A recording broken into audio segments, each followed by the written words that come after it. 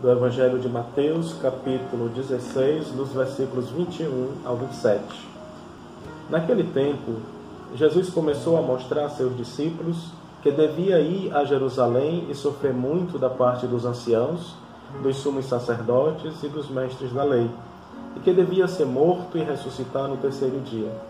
Então Pedro tomou Jesus à parte e começou a repreendê-lo, dizendo: Deus não permita tal coisa, Senhor, que isso nunca te aconteça. Jesus, porém, voltou-se para Pedro e disse: Vai para longe, Satanás.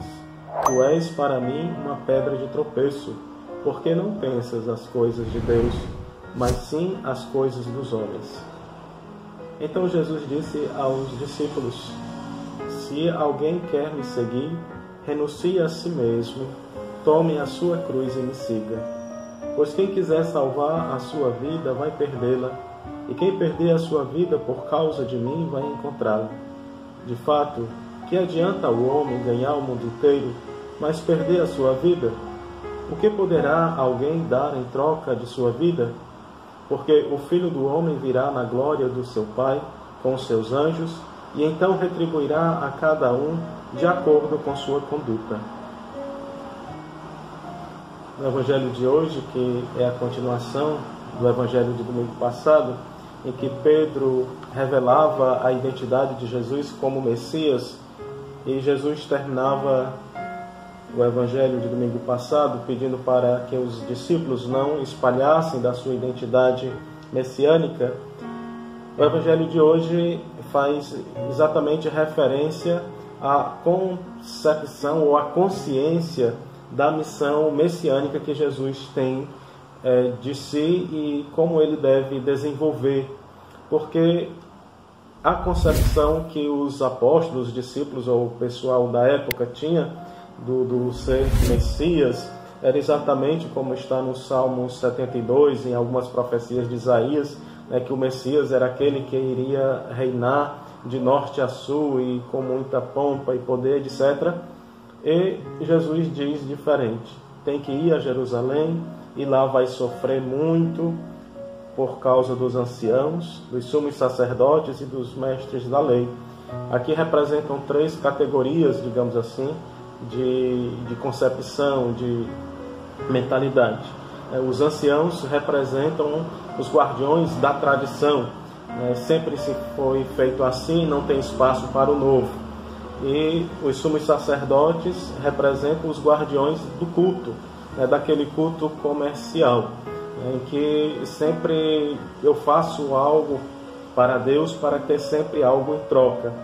E Jesus rompe com essa mentalidade de culto, com esse jeito de cultuar. E os mestres da lei são aqueles que eram os interpretadores, aqueles que interpretavam as Sagradas Escrituras, mas infelizmente conforme os seus pensamentos, ou interpretavam a seu belo prazer, e não como a Escritura estava ali mostrando nos profetas, sobretudo, quando mostram o rosto do Deus que é Pai, que é misericordioso, que é perdão, e de repente as interpretações iam para um lado oposto, um Deus castigador, um Deus severo, um Deus que você tinha que fazer alguma coisa para retribuir em algo, e não um Deus que ama gratuitamente. Então essas categorias certamente não aceitavam as atitudes, as pregações e a vida de Jesus, que iam contra essas categorias. E certamente quem vai contra essas categorias, que geralmente tem, podemos dizer assim, uma certa solidez numa estrutura da sociedade, sempre se dá como o pior. Jesus é morto, mas a morte não tem a última palavra. Essas estruturas, o sistema não tem a última palavra. Mesmo que sejam sistemas de morte, o sistema não tem a última palavra. Não é a morte a última palavra. A última palavra é da ressurreição. E Jesus mostra como que o Messias deve ser. Deve ser aquele que se entrega, como a proposta de Deus que encarna o seu Filho na na humanidade e encarnando-se, né, esvazia-se de si mesmo ao ponto de entregar sua própria vida para que o mundo tenha vida. E Pedro reconhece esse perigo e de repente se coloca no lugar do mestre, né? Chama Jesus à parte e diz: Deus te livre de que isso aconteça. E de repente Jesus, né, chama a atenção de Pedro de uma forma até forte.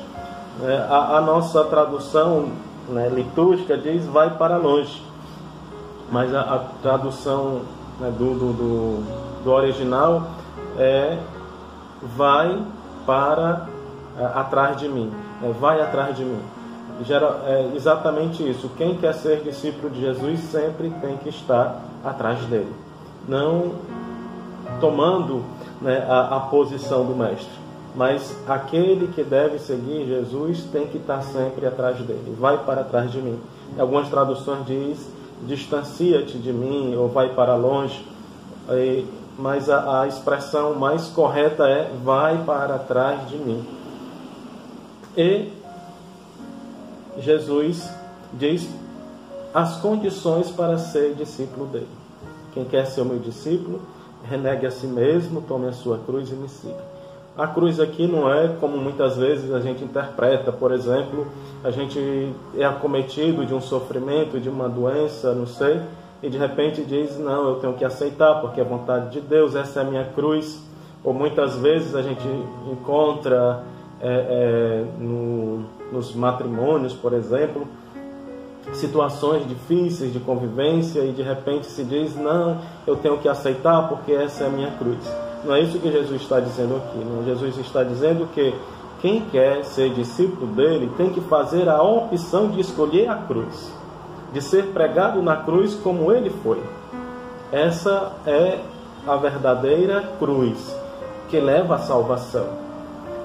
Depois tem que entregar a própria vida. Não é negar a sua felicidade ou se aniquilar, não. É entregar a sua vida para a felicidade do outro.